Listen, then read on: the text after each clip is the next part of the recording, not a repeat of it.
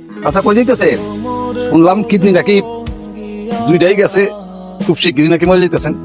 মানে হয়েছে কি, আপনি ধরেন মেয়েটার বিয়া না দিয়া যদি মরে যান, তবে মেয়েটার কি আপনি চিন্তা করতেছেন? তাছাড়া আপনার যে মেয়া অচল মায়া, তার কেউ বিয়া করবো?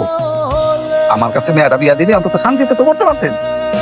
আপনি মরে গেলে তো ওই মেয়ে আমার কাছে আইব, তখন তো আর বাধা দেওয়ার কেউ থাকবো না। কোন ডাক্তার সাহেব, আর কি কোনোভাবে কোনো উপায় সম্ভব না?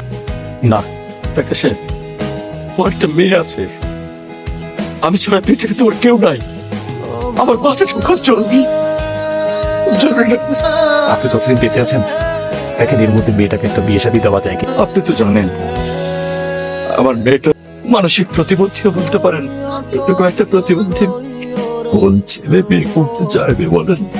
তবে আপনার পরিচিত আত্মীয় স্বজনদের মধ্যে তো অনেকে আছে, দেখেন তাদের মধ্যে কারোর সাথে যদি আপনার মেয়েটাকে একটু বিয়ে শাদী দেওয়া যায়। হ্যালো, আসসালামু আলাইকুম আঙ্কেল। হ্যাঁ বাবাজি, তোমাকে একটা কথা বলতে চাইছিলাম। জি আঙ্কেল বলেন। তাহলে বাসায় এসে বলি। আচ্ছা ঠিক আছে, বলেন আঙ্কেল, কি বলার জন্য ডেকেছেন?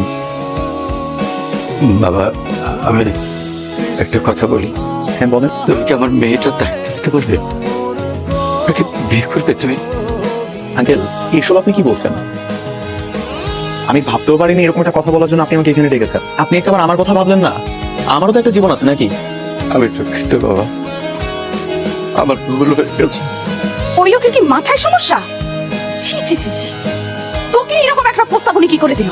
উনি তো আমাকে জোর করে নাই, শুধু ওনার মতামতটা আমাকে জানিয়েছে।